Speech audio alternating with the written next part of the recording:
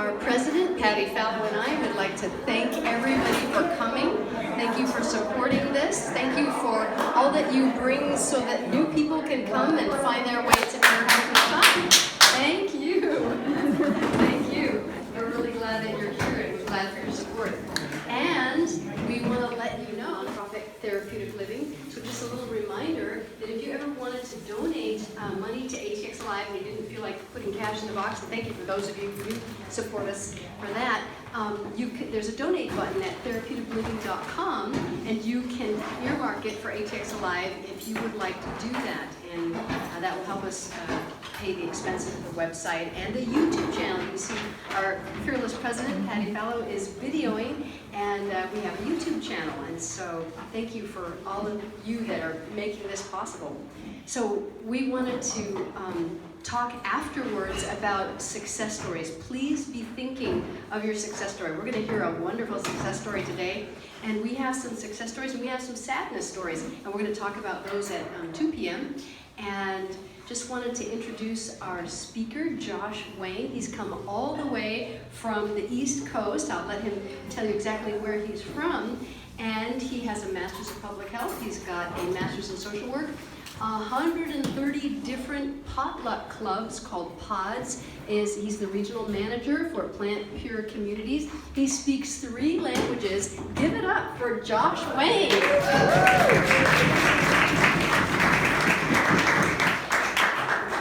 Thank you, Linda, and thank you so much for having me here today. All right. Sorry about that. That's all right. Can you hear me now?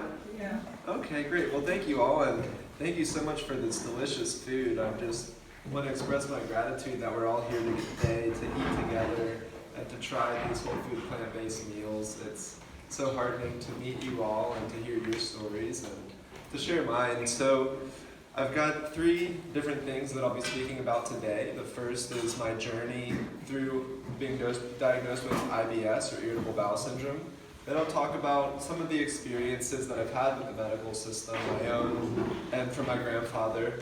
And then I'll talk about community health and what I've been doing with PlantPure Communities and how I know about ATX Alive. So the first slide, a little disclaimer, I'm not diagnosing you or telling you what to do. I do have a Master's of Public Health and I've researched chronic disease very deeply. But what you're doing with your doctor and that's the person that you might want to ask. We have great doctors here. I'm sure we can refer you to if you want their opinions. But this is just a general, here's what helps me, here's what we're doing in the community, and I hope you find it helpful.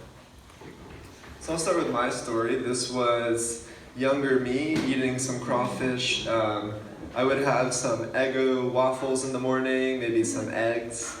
The first thing I ever knew how to cook was an omelet. And this was me in high school, and so I was about 195 pounds. To give some perspective, I've been all the way down to 140 pounds. Right now I'm around 160. So from high school I'm down 35 pounds and I've maintained that. And I've constantly struggled with weight, and it was just amazing to see how these dietary changes help me lose weight without even trying and to maintain how big I am right now.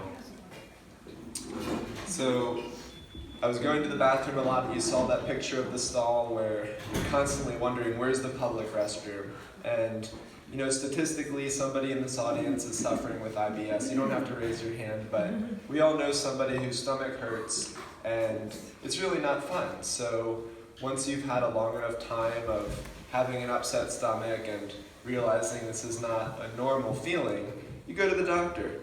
And so I went to the doctor, and the first thing that doctors will say is we need to do some tests.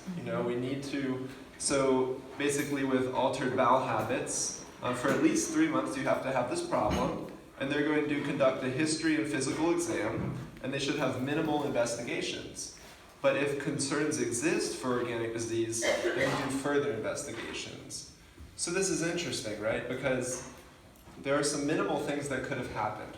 Josh, what are you eating for breakfast? Eggo waffles. What are you having for lunch? Lunchables. Okay, that could have been a really first investigation that could have told us a lot. I don't remember that being the conversation. I remember, and to be fair and to empathize with doctors, if you're working with somebody and they do have cancer, and you don't do a test for cancer, and you don't look at every part of them, they might not feel safe going forward without doing these tests. So they ask if I want to swallow a pill to see what my inside of my stomach looks like. A camera device that maybe some of you all have seen, it's called an endoscopy. I don't know how many thousands of dollars it costs, but then they wanted you to find it afterwards, and it's not a fun process, let's just say that. You do get to see the video of it going down your stomach, but then they say, let's do a colonoscopy too, let's just check everything out. So if you're 16 and having a colonoscopy, that's not the kind of start to life that most people expect. You kind of, maybe around 50, you're going to start to look through these things, but and so I put the picture of the legal system because I do think that doctors want us to be healthy, and they have a need for safety. And if they don't do certain tests and they don't go through this process, then there could be some legal repercussions. And so I can understand the fear there of simply asking, what is your diet? And maybe that is the biggest problem, but if they don't go deeper, they could struggle with that. But I was eating the standard American diet, and so basically this clip says 1 in 7 Americans suffer with IBS. Another doctor told me maybe 1 in 3. And so we'll talk about a little bit more about what happens with IBS. So people with IBS tend to have problems digesting what are called FODMAPs. And the other screen I'll tell you more about FODMAPs, but basically they're foods that ferment and they produce gas. There's certain molecules and structures like wheat, rye, onions, garlic, and legumes all have these oligosaccharides. There's disaccharides found in lactose and milk, and then monosaccharides found in different fruits. So all of these FODMAPs are basically prebiotics. Has anyone here heard of a prebiotic? Yeah, so these are foods that when you eat them, the bacteria in your stomach eat them, produce a byproduct that is the probiotic, and that process creates gas. So basically all you have to know is that this happens in normal people and it happens in people with IBS. We have gas. That's not a bad thing. But with people who have IBS, the gas is extremely painful. And if you've seen any of Dr. Greger's videos, he shows that people with IBS feel pain in their stomach and their colon, as opposed to people who don't have IBS don't feel that stomach pain. So what the Monash Institute has created is called the low FODMAP diet. Has anyone heard of low FODMAP diet? Yeah, so basically the thought is, let's take the foods out that cause gas as much as possible, right? And one of the things that you're supposed to do is to do this with a dietitian. They're supposed to help you take these foods out and then reintroduce them. Well, I learned that if I wanted to work with a dietitian, insurance wouldn't cover it. Even though I had IBS, they said it'd be $150 an hour to learn how to, change your diet. And you'd have to keep going back, $150 an hour, to just learn this low FODMAP diet in the first place.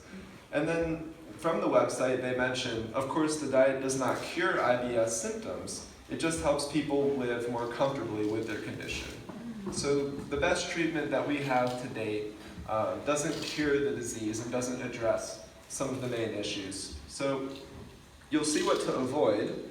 Garlic, beans, and onions. So all of these dishes in the back, probably out of this diet. Blackberries, watermelon, peaches, and more. Sausages, breaded battered fish, breaded meats, and then almonds, avocados, pistachios. And then things you can eat, of course you can have chicken and eggs, and it's not on here, but yeah it is. You can have oil, butter, completely fine, right? These are the fine foods to eat if you have stomach problems. So I'll mention too that, and I don't think I go into it on the PowerPoint, but certain people have more constipation problems and certain people have more diarrhea problems, and some people have a mix of both. But we all know that 99% of Americans don't get enough fiber. So there's no discussion about fiber except for what fiber is not to eat. But in general, a lot of people's symptoms will probably clear up if they just got enough fiber. But then other people with this pain aspect of it is another part that I'll talk about. How it helps is that it removes some of the gas, so you really don't feel as much pain. When I lived in Argentina, I was so scared of eating a FODMAP that I had these local people prepare me low FODMAP meals, and I was there for 4 months. You're supposed to be on this diet for 2 to 6 weeks. So I did not even follow the 2 to 6 weeks. I just felt so scared of eating things that could hurt me that I didn't do it. And I think that this is a common thing that people might do, is they get on this diet and they try to stay on it for as long as possible. And the reason I think it works, and the reason I think sometimes keto works and all these things, if you can't have garlic or onions, what processed food can you have? They all have garlic and onion. If you look at chips, if you look at the burgers, if you look at anything, they're going to have a FODMAP in there. And so you start to cook all of your food because you really can't go eat out. I mean, it's harder than eating whole food plant-based. And ask somebody in a Caribbean restaurant not to cook with garlic, and they'll call you crazy. I mean, it's like us talking about oil, but worse, you know? And some harms is that it doesn't address the cause of the pain. It just says, let's stop the gas, not the pain. It doesn't address why you have the stomach pain and how to treat it. It removes healthy foods, like Dr. Greger talks about how different bacteria, in people with IBS, they don't have the healthy gut bacteria because they're not eating the beans, which I don't think it's on there, but you're supposed to avoid a lot of different types of beans. And so the bacteria does not recolonize as you would want in a healthy gut. And then it says animal products are completely fine, they don't ferment, so that can't be causing you problems. That's, I think, a little short-sighted. And in my case, if you follow this advice for longer than the 2 to 6 week period, which I think most people would, especially if you're not accessing a dietitian, it could be pretty harmful. So I'm changing my diet, and before this, the doctor probably mentioned that I should change my diet. And at 16, I said, there's no way I'm cutting out all these foods. You know, like the constant, maybe for your heart it's the best thing if you eat a whole food plant-based, and the first thing people will say is, no way. I don't know anyone here who's like, I'm not doing that. And so he's like, just take out the high fructose corn syrup. So when I did that, I lost 25 pounds in 2 months. And the only time my stomach hurt was when I had Chick-fil-A sauce, cheer wine, and then Chick-fil-A sauce again. I didn't want it to be true. I was like, this can't happen. But it was 3 for 3 where my stomach was killing me. And so I started to really think about food and how it impacts my health. And so Dr. Greger has a great video on cayenne pepper and irritable bowel syndrome. Has anyone here seen this video? Okay, cool. So I'm going to summarize it. You can watch the video, but basically, 1 in 6 Americans get food poisoning. Anyone here ever get food poisoning? Yeah. It's in all the chickens, the salmonella, you know, it's all over the place. And so, that's 48 million people a year. So, you know, it's a large percentage of people, and people even die from this. But let's say you don't die. Well, you can get something called a post-infectious functional gastrointestinal disorder. And in this paper right here, they point to irritable bowel syndrome and certain abnormalities being caused by getting this virus. So, and even norovirus, which is a little bit different than salmonella, but still people were recently looking this up in Jackson Hole, Wyoming, 100 people got norovirus, like in their water. So the point here is that people are getting sick and they're maybe having upset stomachs and you feel better, but your stomach's actually in pain now. And the thought is that this is creating a hypersensitive gut wall. And so the amount of people, this is before they get sick. Once they get sick, after about 3 months, around 10% of people have IBS, and before it was only about 2%. So that's a 6% increase, you know, and they say around 10% of people will get IBS from getting, sick from these E. coli or salmonella. So that's 5 million people a year just in the US who will get IBS every year, just from this cause. And the same thing happens with acid reflux. It's actually closer to 16% of people after they get acid reflux or hypersensitive. And so what they found is with cayenne pepper, first, has anyone heard that cayenne pepper can help with cluster headaches? Yeah, so they're putting cayenne pepper up people's noses. And here's the thing, so people ask, what kind of drugs do you do? Well, a drug is something that changes your body chemistry. And cayenne pepper releases substance P, which is a neurotransmitter for pain. And the more you use this drug, cayenne pepper, the less you feel pain. So you can see people eat habaneros and they're not feeling any pain. It's because they have a tolerance to substance P. So they've been able to help cluster headaches. And the Japanese researchers thought, what about with the stomach? And I like Dr. Greger's comedy. He said they put the cayenne pepper up the nose, where they put the cayenne pepper for the IBS people. Luckily, they chose the oral route. So these tests use enteric-coated cayenne pepper, which the capsule goes down and breaks up into the intestine. We ate this place called Tassili's. I don't know what kind of pepper they put in there, but it was so hot, you felt it the whole day until it left you. If you were to eat that every day for a month, I think it would work too. So like one habanero would be kind of similar, but the point is, if you eat some cayenne pepper powder, you eat some cayenne pepper powder and you put it right on your food, it might not make it all the way into your small intestine to give you this tolerance, but if you're able to get the heat down into your stomach, initially it will hurt. But if you continue to try this for over a month, in these pictures it takes 3 weeks for the pain for both dyspepsia and IBS to decrease. So Dr. Greger's video, a lot of people with acid reflux will say, I can't have peppers, and it might be painful. It will be painful for the first 2 to 3 weeks. That's the point, is that you get a tolerance to pain. So why didn't my doctor tell me this? Well, it's about $4 a year to buy, cayenne pepper.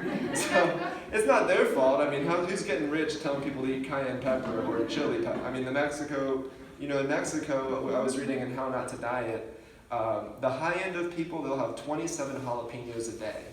And the low end is 3 a day. In the US, like 9 out of 10 don't eat a single jalapeno pepper, and 3 is the high end. So, and in Mexico it is interesting, they are having higher instances of these irritable bowel conditions as well, but the pepper, I think, helped me.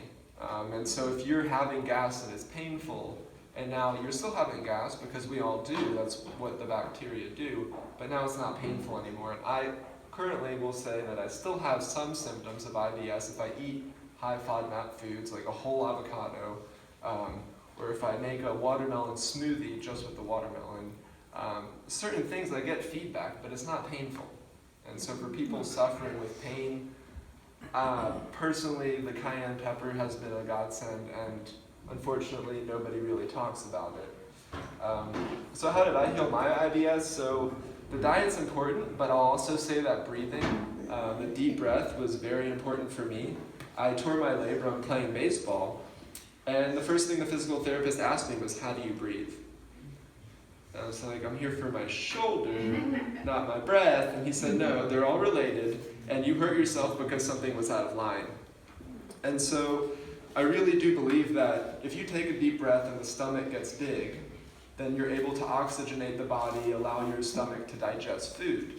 And what I noticed is that when I was overweight for most of my life, I didn't want to look big, right? I mean, who wants to have a big stomach and look like you're pregnant all the time, especially when you're wearing a bathing suit? So we all suck in our stomachs, we all get really small, and people learn to take small breaths. And so the doctor told me, if you look at babies, when they breathe in, their stomach gets bigger.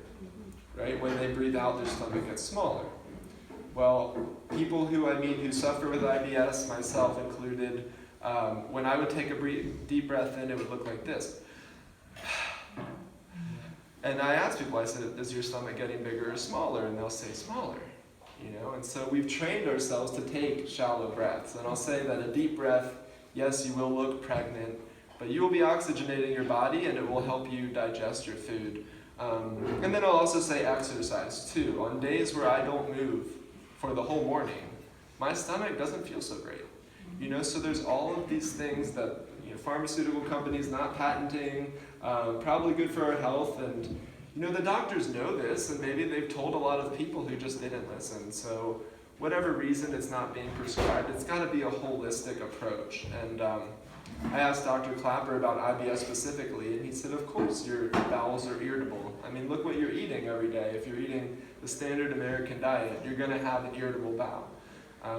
So it's the food, it's the exercise, it's the breathing and movement, and I think it's all related in how I healed my IBS. So that's my story, and I'll have time for questions after, but here is the next part where after I'm kind of awakened, these are two different grandfathers. One on the left was in Florida, the one on the right is Seton Hospital. Who knows Seton? Yay, shout out Seton. I looked at that plate and I was really confused because he's already had a stroke. He had a tumor on his face like this big. And this was what they were serving. Now to be fair, I don't know if you can see, but this says regular. And I think this says cardiac. So, yeah, so there's different options. I don't know why this is the regular option, the cancer one. But you know, he's had a heart attack already. He's already had a stroke. He's already passed away. He was 91. But the fact that they're serving on the left here, he's got the chicken with the skin. I mean, I don't know. I think even people who eat chicken acknowledge like maybe you shouldn't be eating the skin. I mean, shouldn't have it at all, but some onion rings and jello and pudding. And so this experience in the hospital, my grandmother's at Parsons right now, and she's in Austin, and she's telling me, well, I had a friend, they won't cook vegetarian for us, you know, and she's talking about having like constipation, you know, and so I think there's a big movement, you know, we're talking about restaurants, but these health institutions. I was really excited. I ate at Casa de Luz and just, hey, Casa de Luz. I was just, round of applause for Casa de Luz and oil-free plates. Yeah, it was so amazing. We ate there like 4 times already, and we're going again tonight. But we sit next to somebody who lets us know PCRM, Physicians Committee, protested our hospital in Atlanta because there's a McDonald's in the bottom. Yeah, there's a McDonald's in the bottom of there. And so we learned that a dietitian in Atlanta has actually been hired to make it vegan and to help change Northside Hospital. So that's awesome. Yeah, and we got her name from someone at Casa de Luz, so I'm excited for that connection. I think it can change here too. But we've got to change that regular plate. I mean, if someone wants to request this, I don't know, maybe fine, but let's not make that the first thing that comes out. And it's not better in Florida, so. They had like 3 stars or however many stars, you know, supposedly this is a good place to be, but it's tough.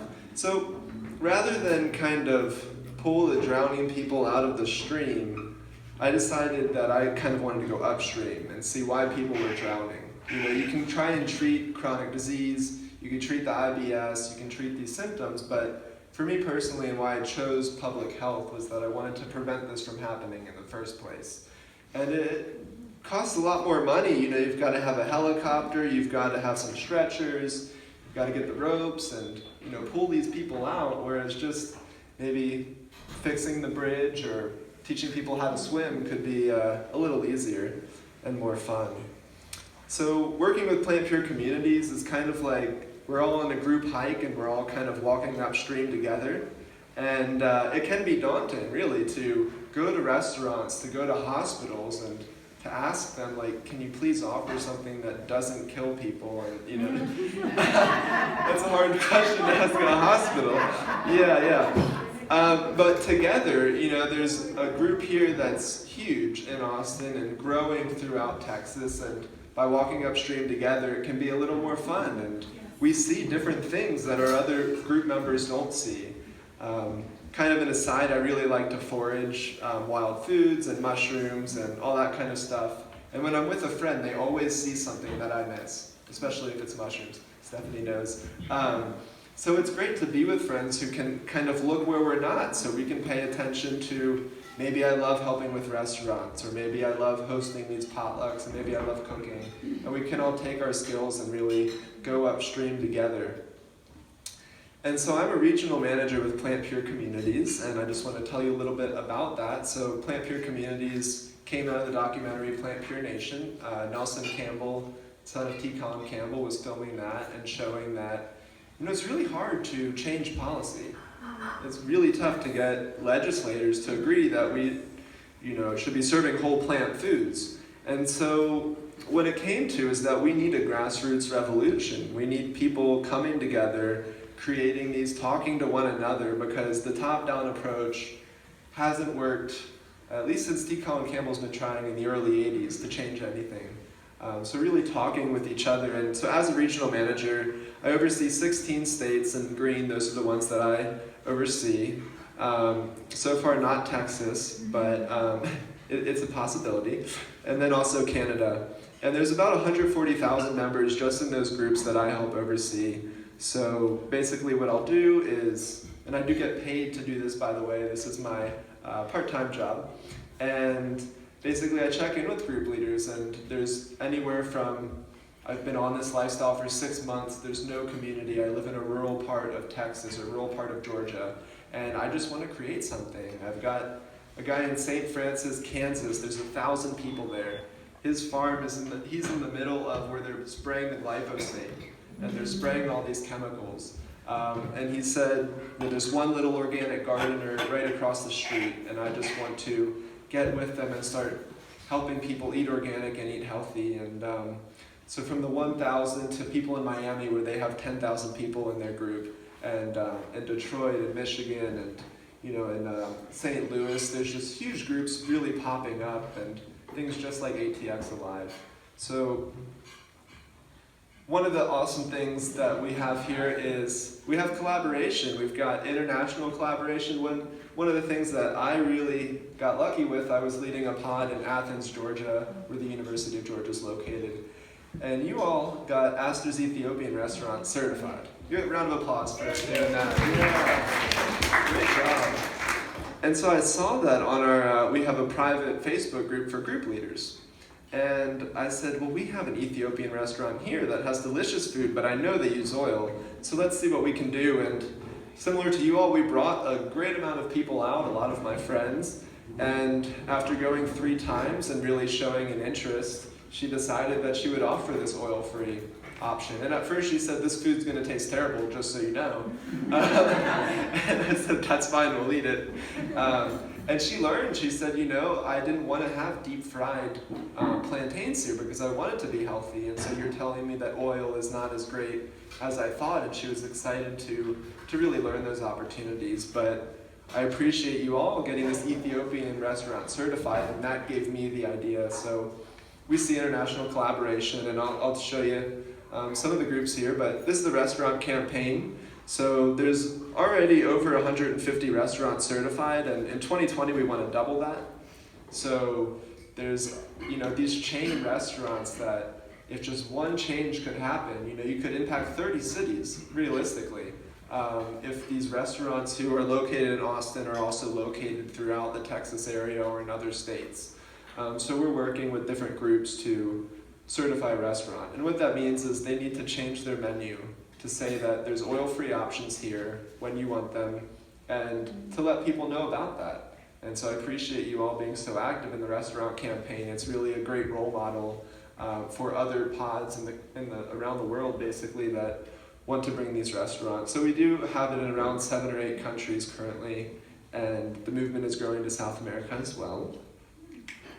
And so these are some other group leaders, if y'all are interested. On the top left, this one's in East Valley, Arizona. And then on the top right, we've got Durham, Ontario, where they've got huge Veg Fest happening. And right in Ontario, near Toronto and Mississauga and all of these little suburbs, they've got a really great movement going. And on the bottom right, that was a PlantPure Nation documentary screening. So has anyone here seen PlantPure Nation? Great, yeah. And so they're screening it for the public and letting them see the movie and to have discussions. And on the center here, this was another great collaboration. Her name's Cara Bell. She lost over 100 pounds, and she's 45 minutes outside of St. Louis. She lives in Washington, Missouri. And she had a mentor who, I don't think she's on this page. Let's see if she's on the next page. So her mentor's on the bottom left, sitting between Dr. Greger and Dr. Esselstyn, and her name's Karen. She's in St. Louis. And so basically, Karen takes Kara aside and says, I'm going to work with you, you're coming to these potlucks, we're gonna help you out. And she was able to get on local TV talking about her story, losing over 100 pounds, and she's had 20 people come to her meetings in the suburbs of St. Louis just learning about this group. And then here on the bottom left, you'll see one of our group leaders, Michelle Tree. She's in Winnipeg, and she has potlucks. They always sell out. People RSVP, and there's waiting lists to get there. Another group leader in Trinidad and Tobago saw her sign and thought it was a great idea. She's like, let's make a similar sign so I can hold it out and get more people. So we're trying to foster that collaboration. There's groups that are pods that are nonprofits, pods that are just social groups, and we want to connect everybody because you all are creating great resources here. You know, we're creating great resources in Atlanta. People are creating great resources all over the world, and if we're able to share those together, we're really able to move this movement forward. And some more pictures we've got. That's the Winnipeg pod that always sells out. They get great turnouts. And this one on the top right is Reno, Nevada. So one of the things that I've really enjoyed here is there's a group leader named Mark in Carson City who's been doing plant-based cooking for quite some time. And a mother-daughter team kind of came together in Reno and wanted to get involved. And so I was able to connect her to a group 20 minutes south of her, and they were able to work together. Another group leader moved 20 minutes north to Summerlin, Nevada. And so now, even though they're in different cities, they're all working together in a really synergistic way. In the bottom right, has anyone seen Will Tuttle? Yeah, Will Tuttle. So he's come to a lot of different speeches. He comes to Unitarian Universalists and Seventh-day Adventist churches to come speak. But this was him in Medford, Oregon. And then here we've got our oldest group leader, Margaret. She's 92. And she's in Mississippi, she's in Toronto, Ontario. And she's so exciting to work with. She's constantly emailing me her story, an 8-page story of like her life. At 82, she got the book The China Study, and she's convinced that she's still alive and leading groups because of her brother sharing that information. Wow. Yeah, so it's really exciting to see that. And so for direct pod support, Kara Lynn is the pod operations manager, so she's currently overseeing Texas and other states. Heather is another regional manager, and she also has a farm sanctuary in Kentucky. And they, I think, put on one of the first vegan permaculture trainings too. So really fun team that I get to work with. We all get paid to work here, and we all really enjoy being able to talk about whole food plant-based with our coworkers. I mean, how awesome is it that everyone around me who's working with me is like, yes, you can talk about whole food plant-based, don't worry, don't hold back. It's a really wonderful experience to kind of come up with these ideas on how can we all work together with so much power, you know, here just in Austin and around the world. How can we influence policy, and how can we go upstream to help other people?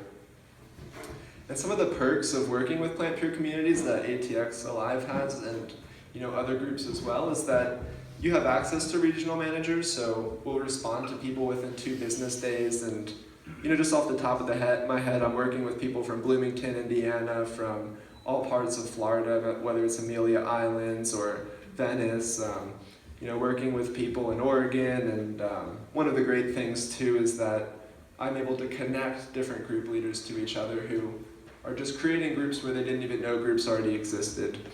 But you're also eligible to get a plant-based nutrition scholarship through eCornell. So that's a $1,200 value at the Center of Nutrition Studies. And I've been able to take the course. We gave away 10 in October.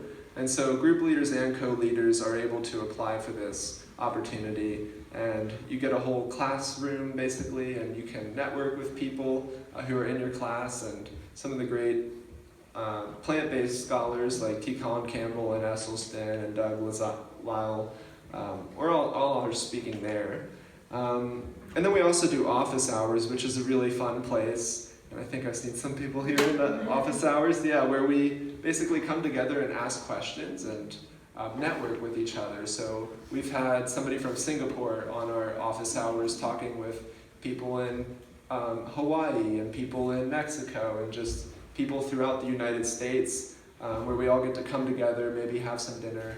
The next office hours is coming up on the 24th, and we'll be talking about conflict resolution And so that one is just for group leaders and co-leaders who want to really help out or want to learn more and network. There's also the private Facebook group with over 390 group leaders. And so these are all people who have, they could have 10 to 10,000 members that they're working with.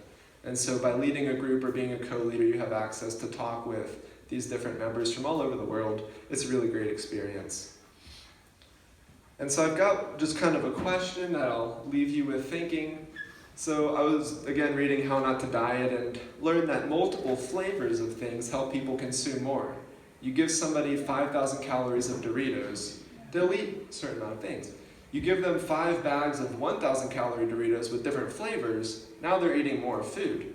So can a similar thing happen with pods or with groups in the area? Can we give different flavors of groups to the community? And you all are already starting this. There's the potluck kind of flavor, and then there's the restaurant campaign little flavor. In Michigan, someone named Paul Chatlin, who's also reversing his heart disease, he's got 6,800 members and 42 small groups that are associated. So something that I can kind of envision with something like ATX Alive, you're starting in a big city. He started in Detroit. I can see it here in Austin, where you start to mentor different groups and you start to connect people around the state. And you say, hey, would you like to start maybe a monthly get-together in your community? I know you're 45 minutes away. Maybe let's do it on a different weekend and we'll help support you there. And it was interesting too, because Margaret in Ontario, she was with La Leche League, and she was overseeing 400 groups in Ontario probably 50 years ago. And she said once a group got to 16 people, they had people make another group. And I never thought about that. I was like, why wouldn't you just want the bigger groups together? But in that time, where she mentioned that women weren't really going to work, so their groups were very active and very strong. The goal was to have these pockets where people could meet, where a lot of people would help lead. And so maybe having multiple different flavors could be a fun thing to get community members who maybe they don't want the potluck, but they want the restaurant experience or they want the educational experience. And so something to consider, working together and finding different ways of reaching people. And so currently, I want to know what kind of questions you have, and if anyone knows where that picture was taken. Yeah, that's my profile picture too. What questions do y'all have? Who is one of your favorite plant-based doctors? That you like Yeah. to follow? Could you repeat the question? Yeah. So the question was, who's my favorite plant-based doctor? I really am grateful that you asked that question, because I like to kind of like Alan Watts talks about that, in the West, we look at the moon and there's like a finger pointing to the moon. So I see each doctor as a finger pointing to the moon of health. And in the West, we tend to get really caught up on that finger instead of the moon. So we're like, oh, I like Dr. Furman, I like Dr. Greger, I like, and we get really caught up on the one doctor saying the one thing. And I really appreciate what Jeff Novak said. He's like, we all agree on 95% of the things. There's certain differences in every doctor. Now that said, the two doctors that I really appreciate, I like the mix of Dr. Greger and T. Colin Campbell. So Dr. Greger really goes, his book has probably 4,900 sources, I think, on how not to diet. And then T. Colin Campbell has the book Whole, which, has anyone read Whole? Yeah. Okay, if you haven't read Whole, I highly recommend that, because basically it's saying that, this scientific paradigm we have of research where you need to know the one cause and the one effect, it takes something away from the whole. You miss the picture of it. You go so deep into the details that you miss the greater portion.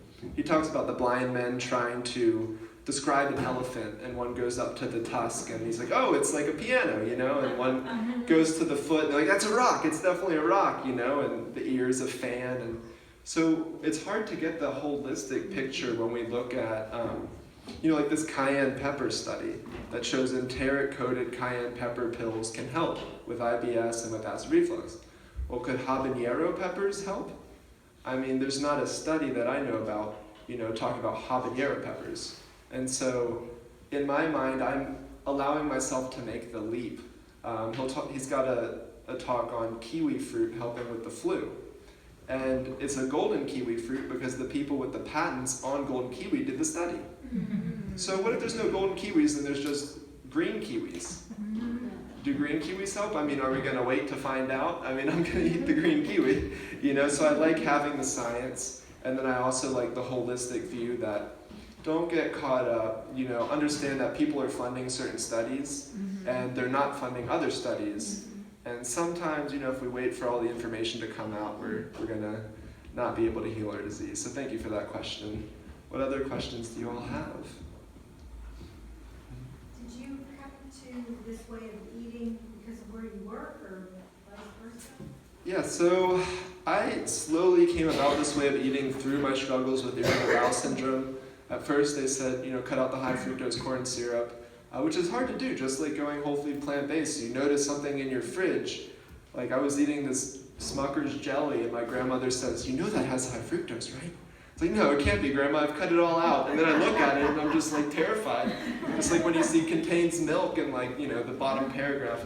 And so I went vegetarian, and honestly, when I was vegetarian, my stomach felt better than when I went vegan, because I think dairy is more like constipates you. First of all, it's more like an opiate. And then when I went vegan, I was doing the vegan sausages, frying that up, putting some vegan cheese, and then the bread, and why is my stomach not feeling good yet, you know? So then through this process of becoming a certified yoga teacher, we were encouraged financially to eat whole food plant-based and to watch Dr. Greger. We actually paid less money if we were to watch a Dr. Greger video every day, eat whole plant foods.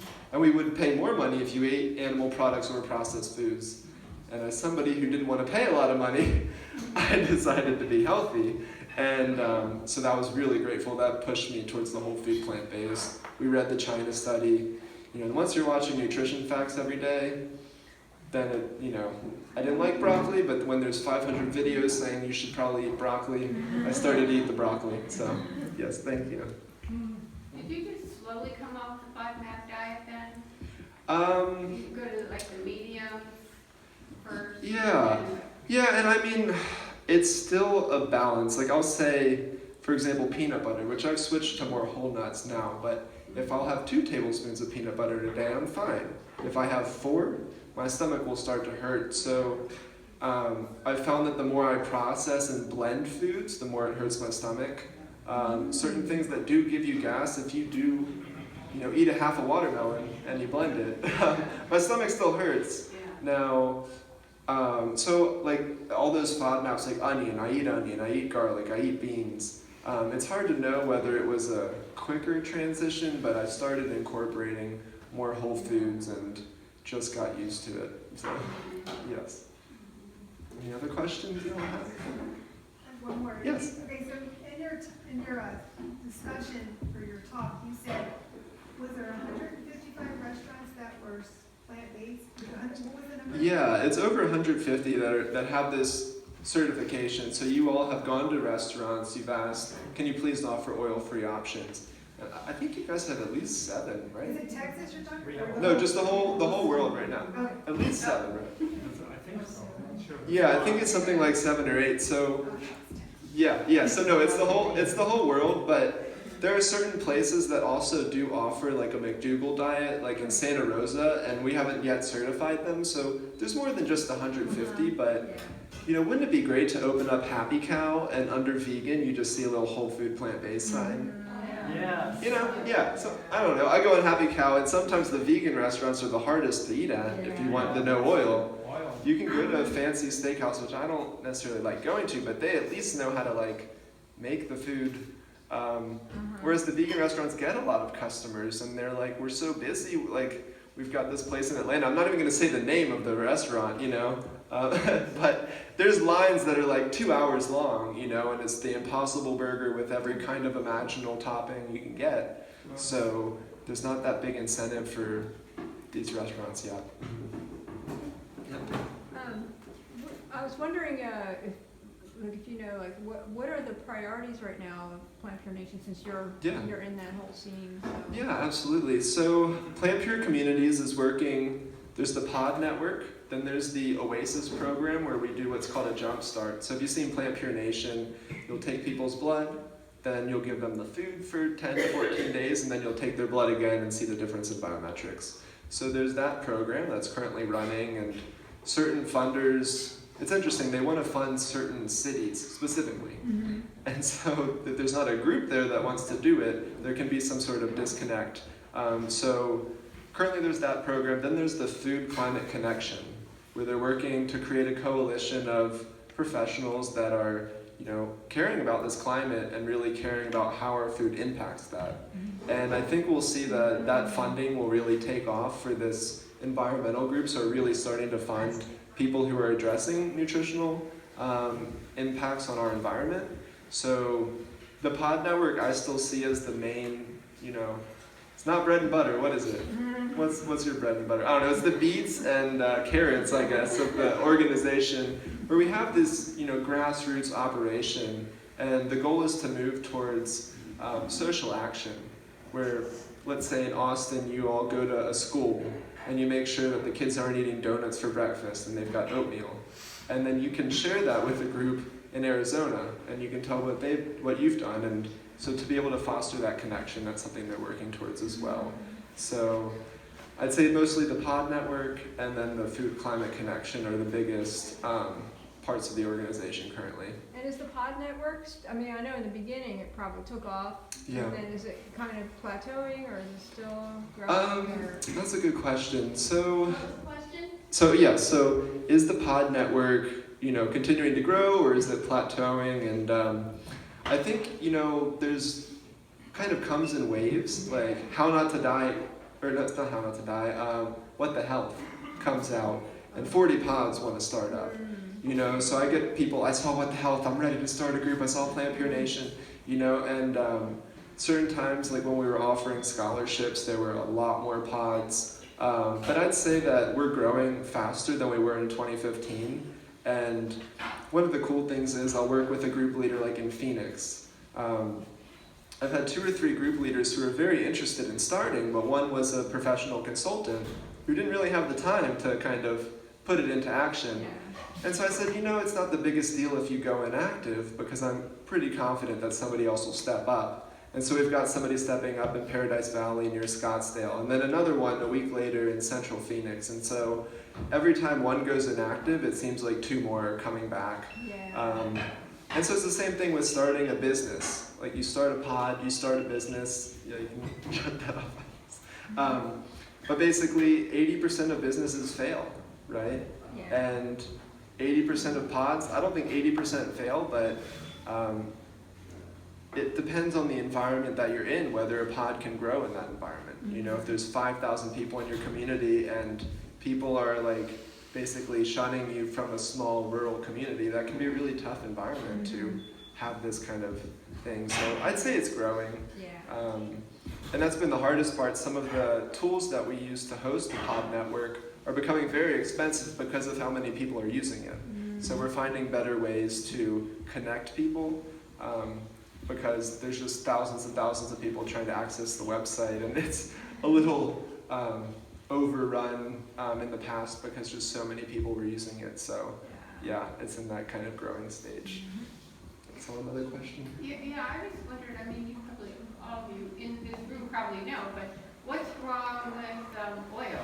Yeah, what's wrong with oil? Yeah. So there's a lot of different things that I'd say, oil has negative impacts on. One of them, at least for me, is just how dense it is calorically and how it's been stripped away of the fiber and the water. So the way our bodies work, we like to process things slowly. You ever take an Advil and they say take it with food? Because it releases slowly? Yeah. Well, when you strip the fiber and water out, you're getting everything extremely quickly. It's not going to fill you up. Just even cooking with it, you can burn yourself. Like oil burns are, terrible. And at least for my stomach too, when I have more oil, my stomach doesn't feel as good. And people with IBS, I'll be honest, they do have some sort of discharge, like mucousy discharge. And Dr. Berry was talking about how the fat content in that is actually higher. So I think it's really hard for the body to digest these extracted fats or even extracted sugars or salts. And then for how it impacts your body, there's called the endothelial cells, which are the inner lining of the arteries that help your body dilate and help everything work. And even olive oil impairs that functioning. They find that extra virgin olive oil might be the least harmful. But in general, I've just felt so much better eating the whole food. It's just... So you don't have any problem like eating nuts that have no No. oil? Okay. And I don't. And so everyone, is at a different stage. Some people are trying, and I didn't play this, but so I was eating standard American diet for 16 years. You can imagine a road, like here's health, here's standard American diet, and you're just going down that road. You need to turn around and then go all the way back before you can even get to baseline. So if you've eaten the standard American diet for 60 years, and your doctor's telling you, I want to take out as much fat as possible, then I would think that you've already got some fat in your bloodstream, that maybe it would be able to digest certain things, like certain antioxidants are more bioavailable when you do have fat with them, like lycopene in the tomatoes and that kind of thing. So some doctors will recommend like completely lower your nuts if you're trying to reverse heart disease. But in terms of myself, where currently don't have heart disease. My cholesterol, by the way, if you guys are ready to hear this, my total cholesterol when I got it checked was 95 milligrams per deciliters. My LDL was 34. Yeah, my HDL was 43, and my triglycerides were 45. So, yeah. So, for nuts, I am in that range where it probably is not the worst, but also just living in Georgia and being in touch with the environment, nuts aren't popping off the tree every month. They come in the fall when it's time to kind of hibernate and slow down. And I did find it interesting that nuts have the highest amount of melatonin that make you tired. So it kind of is interesting that at the time where we're supposed to slow down in the winter and more nuts are coming around, more food source with the nuts and then the greens, maybe it makes sense not to eat them year-round when they're not normally falling off trees. So I haven't got there yet, but yeah, I do eat nuts. How long did it take for your blood work to change? Yeah, I wish I knew. People don't really focus on these kind of numbers. There was actually Heart Health Week at UGA, and I was going to intern at the Health Promotion Center until I saw their post. It's a UGA Health Center. Come get free Chick-fil-A from Landmark Athens if you donate blood for Heart Health Week. I was like, you put Health Center, Chick-fil-A, and Heart Health all in the same post, and that's not confusing to people. And then one of the health educators tried to tell me Chick-fil-A could be healthy, and I was like, so maybe the salad? And she said, no, the chicken. And that's when they decided that, Josh, it's not good for you to be here because we're not going to agree on a lot of things. So yeah, nobody, to my knowledge, checked my blood prior to going whole food plant-based. And if you eat blueberries, your LDL will shoot down, And so I did have some blueberries in the morning, who knows? So maybe my blood was there, but maybe it's here now and then there, nothing is a constant, and that's, I think, again, plays a testament to the book Whole, where we'll get these readings, but that doesn't mean that currently right now that's what my LDL or HDL is, So that's something to consider, that we're constantly changing, constantly in flux, and right now I'd have to take another blood test to know what it was, but yeah, I'm thinking that it's probably fine. Yeah. Just wondering, do you all have any partnerships with, like here locally, we have the Sustainable Food Center, which is working really intensively with individual gardening, community gardening, regional, and they're a little think tank, and they also promote farmers markets and organic farming in particular.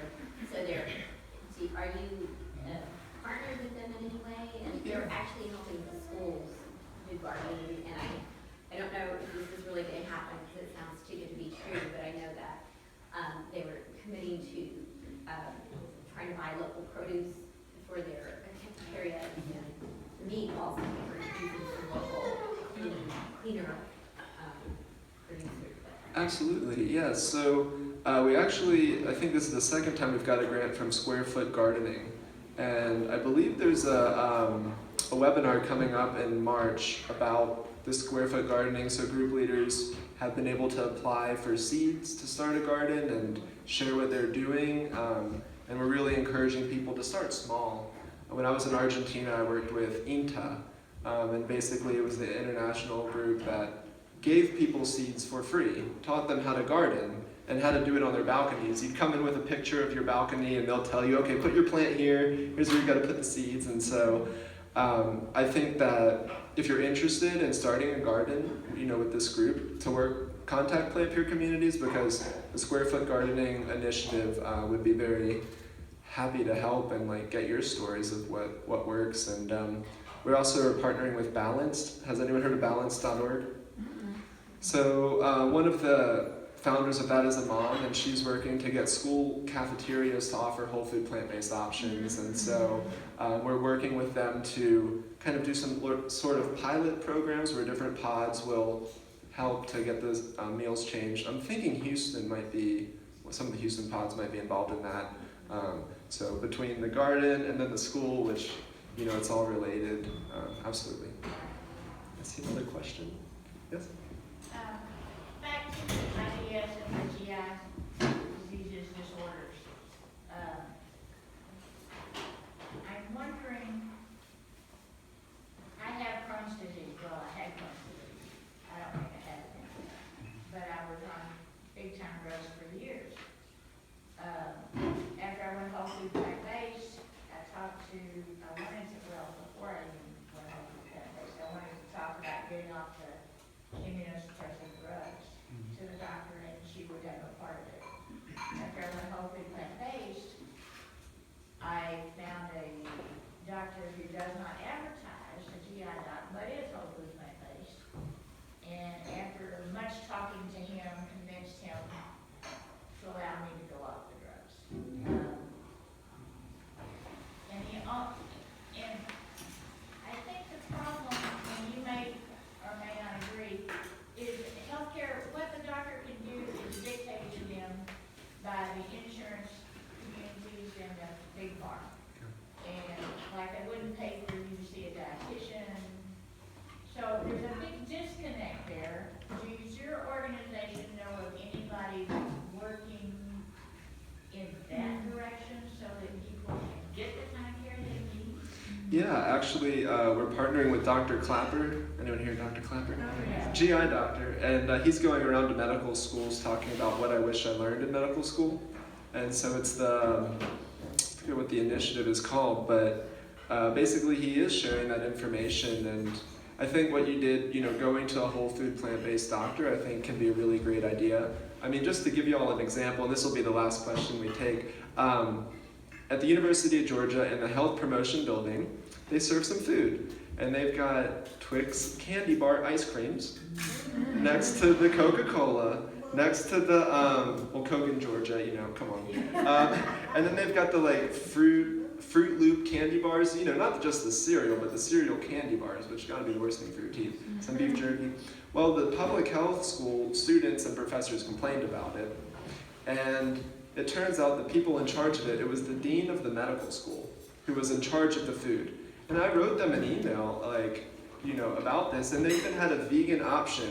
And you look in the back, and it says contains milk, and it had whey, and it said a vegan burger. So this is where we're at. So it's the doctors want to help. It is the insurance companies, but I definitely recommend, when I was telling my grandmother, you go to 50 different doctors and get 50 different ideas, opinions, which is kind of hard to make a science when you want reliability to have validity to anything you're saying. You want to go to one doctor, get the same exact thing as another doctor. So currently the education system is not talking about this way of eating.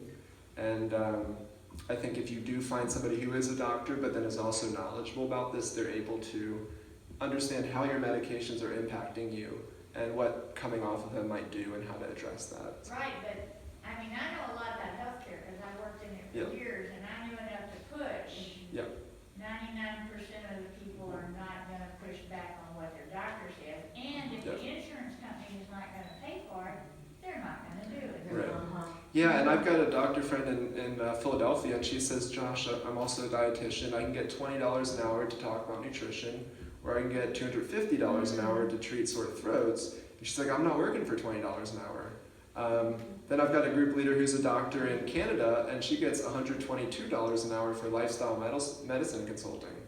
So I'm not sure if you guys can reimburse for lifestyle medicine, but no. So she's getting like 6 times the rate in Canada that we're getting here to be able to talk about this. So I think if we're able to reimburse for lifestyle medicine consulting, that could be That's a good because step. they have national health.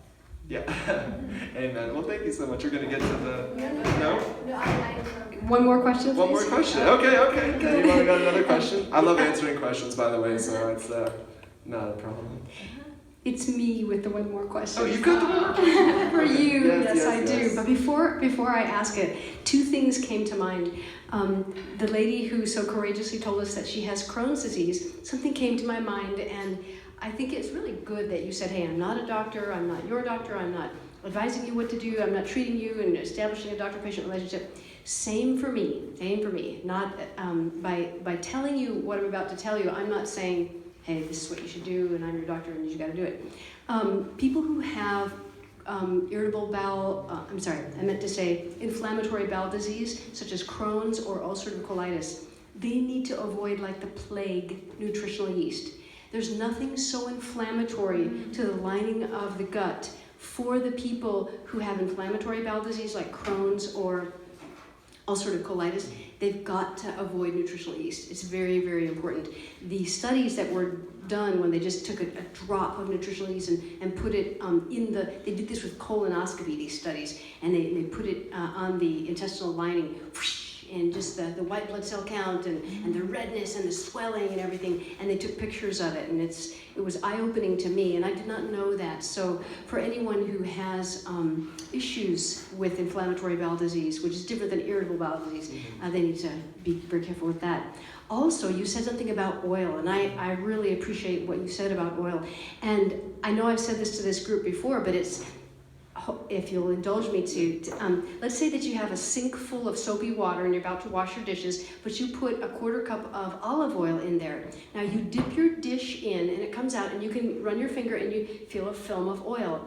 So imagine that instead of the dish, it's a piece of food that you've just eaten and it's in your stomach, but there's oil in there. Now the food is coated with oil, and the digestive enzymes they're water soluble, and they have to get their way through that oil to be able to digest the food. So those plants that are very fermentable, they're going to start fermenting, especially if you eat fruit and vegetables together, because vegetables have a higher protein content that takes longer to digest. The vegetables are going to start fermenting because the fruit starts fermenting, and then you've got more gas. And so that's why oil is really exceptionally bad for people with abdominal pain, because it makes food take longer to digest, more chances for bloating, gas, fermentation. Also, picture your red blood cell. If you dipped your red blood cell into a little oil, now gas exchange is not as good. And in talking about irritable bowel, gas is a bad thing, and we don't want bloating gas. But when you say gases and you realize oxygen is a gas, and the red blood cell's function is to exchange, give oxygen to the tissues and take carbon dioxide, which is a waste product, away, it can't do that very well when it's coated with oil. So on many, many levels, and I thank you so much for hitting on so many of them, oil is bad for us and makes us feel sluggish. Well, I've got to hang out with Dr. Carney more and pick her brain, because I did not know that, but when you feel the visceral feeling of that had oil in it, I appreciate that explanation, because that's why we just need these communities to come together, share our experiences, which we'll be doing, and just to hear what you all know. I mean, it's so amazing. We've all read different books and heard different things, and I appreciate the perspective. Thank you. And my question for you, forgive me, I'm setting you up. How much did ATX Alive pay you to come and talk to us today? Well, how much does this food cost? No, I didn't get paid to come here today, and I'm doing this just because, I love connecting with groups, and whenever I travel, I'm able to meet people. I was just at the Greenville Potluck in South Carolina, where 75 people came out. I already got 2 people's homes who said I could stay with them, so if anyone wants to offer up a home whenever I'm in Austin, that could be some sort of payment, but no, I did not.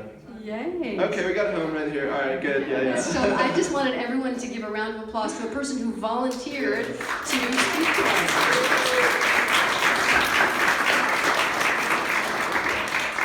Was there another question, or was that person raising their hand that they've got a home that they'll volunteer? Oh, bless your heart. Thank you, Carol. And she's wonderful. Oh, just, yeah. That's why I do it, for the homes. Wonderful. Well, thank you so much. And, you know, I wanted to let you know that in this room there are people who've lost over 100 pounds of weight on the plant-based diet. And there are people in this room who have reversed life-threatening conditions, medical conditions. There are people who don't take medicine for autoimmune disease anymore. There are people whose blood sugars are in control, and people who don't have asthma anymore because of the plant-based diet. And that's why we do these potlucks, so that new people come every time. And thank you so much for all the new people. Could we ask for a show of hands? Don't want to embarrass anyone, but how many are here for the first time today? Thank you so much for coming. We're very grateful.